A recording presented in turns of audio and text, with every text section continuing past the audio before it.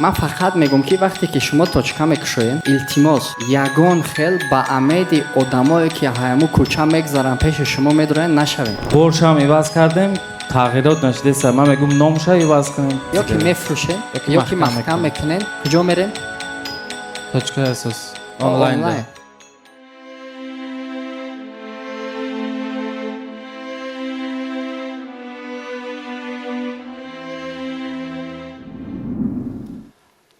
ما یک 4 سال پیش مغازه کشاده گفتیم، مغازه لباسا طرف تانکدا شروع کار میکرد. سودامون 2 سالی گذشته، 2 سال پیش سودا شروع بود.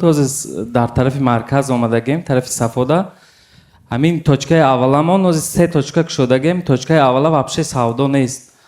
همین من میخوام که نامش عوض کنم، برای که چندین بار ریمونتش هم عوض کردیم، دیزاینش هم برش هم عوض کردیم، تغییرات نشده است. من میگم نامش عوض کنیم. نامش عوض کردن چی میتیش مده؟ برای که اما اودیتور کلینتایی که در تانکا می اومدن مغازه ما، از همه مغازه کلان اومده استن. مغازه نو شدگی من اومده استن. اونجا سودا سست بنیاید. مغازه کلانتون در کجای؟ طرف صفا. اول مغازه مایده کار میکرد، بعد کلان کشیدن اونجا رفتسته. از همه اونجا میروم. نرخش یک خیلی؟ نرخش یک خیلی، لیک از вообще سودا نشده است. من یک ماه شد محکم کردگیم. یک ارین داره دو دستم. من فکر کردم چیکار کنم، محکم کنم. اگه به یکی از راهش محکم کردن، یعنی شما پروستا فکر نکنین که یکم پرابلم شد. شما پروستا کلان شدین، کلینت‌ها جای کلان اومدن. محکم کردن این یک وریانته. نکم دوم وریانت، من فقط میگم که وقتی که شما توچکا میکشوین التماس یگان خیل با امید آدمایی که همو کوچه میگذارن پیش شما میدونن نشوین.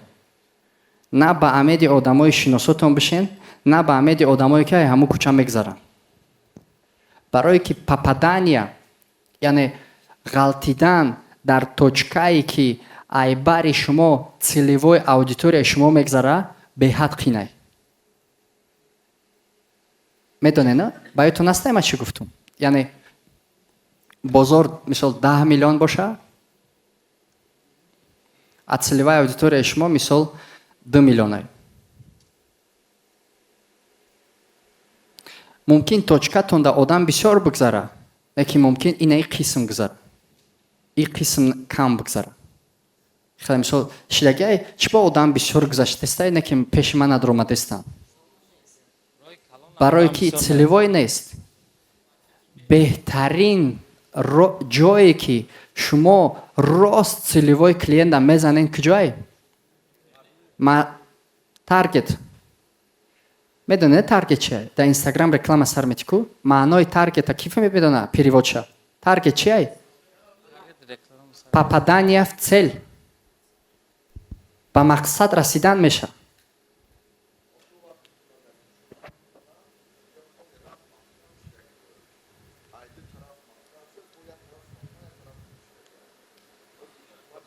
نه بستنازیم. نگاه کنین. تارگت چیه؟ فهمیدین؟ وقتی که ما چیکار میکنیم؟ رکلام را سر میتیم کو رکلام هم خیلی بد در کاری آدم دا میزنه. فقط این نمیجا میزنه.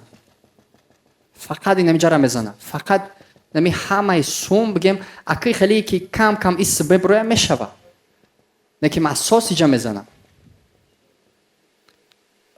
ما عموما توصیه نمیتم که توچکا را بکشوی особенно لباسا را و بشینی با امید شوی که حوزی ای راه یگان کسی را میبینه میدروی خرید میکنه. شما حوزی ما با جای شما چیکار میکردم؟ ما یکمش که مگزینی کلان رنگ مایده را یا که رنگ سکلات استفاده میبردم یا که محکم میکردم شه مگزینی کلان هم میماندم. آفلاین فروخت هستین شما؟ آفلاین فروخت هستین؟ نه حوزی آفلاین چند قفل فروخت هستین؟ آفلاین میشه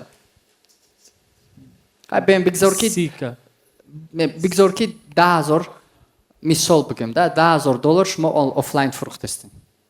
Ма адели онлайн ташкил мекардам и ба адели онлайн мақсад мемондам ки ту бояд офлайна бигзарӣ. барое ки сад накунӣ офлайн паталог дора.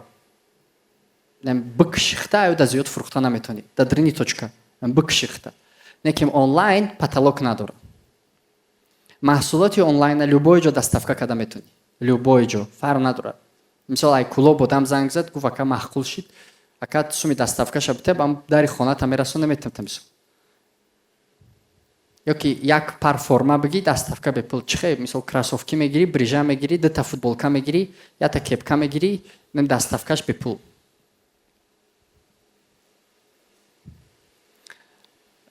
магазине ки уже савдош нарафтестай, ҳамиқа карде нашидестай, Мадина чӣ гуфта будам? Чи ай аспе ки ғалтид чӣ кор кардан дар корай? Ай булош фуромадан дар корай. Агар ки табобат кардан натонистем, ай ҳамун чиз ма бургер недоштам, ҳар моҳ $7,000 мада зарар меовард, барое ки камтар фреб хӯрдагӣ будам дар центри Варшава. баъд наметонистам маҳкам карда, барое ки суми калон расход кардагӣ будам даву. баъд я одам мара гуфт Навид, фақат одамои бақувват метавонанд қарорҳои бақувват бироранд.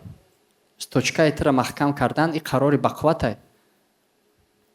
баъд ман рафтам маҳкам кардам. баъд алҳамдулилла ресторан кушодам, ресторани калон кушодаму фоидаи зурқати фурухтам. Хобгоҳ кушода будам, фурухта будам, фоидаи зурқати. яке ай мақсадҳои соҳиби тиҷорат медонӣ че? Барои ами мисол як мақсаде ки шумо метавонед дар хитон бинависен, ҳамчун соҳибкор, ай нол як бизнеса сохтан, фоида баровардан ва фурухтан. Бизнеса бифурӯшед. ай нол месозен, фоида мебарорен, бизнеса мефурӯшен. Шуморо дига ман карда намешавам. Не озбест. Фаҳмиден? Чӣ фаҳмиден?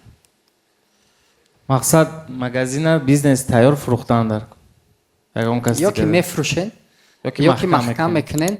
Куҷо мерен? точка асосӣ онлайн. Раҳмат.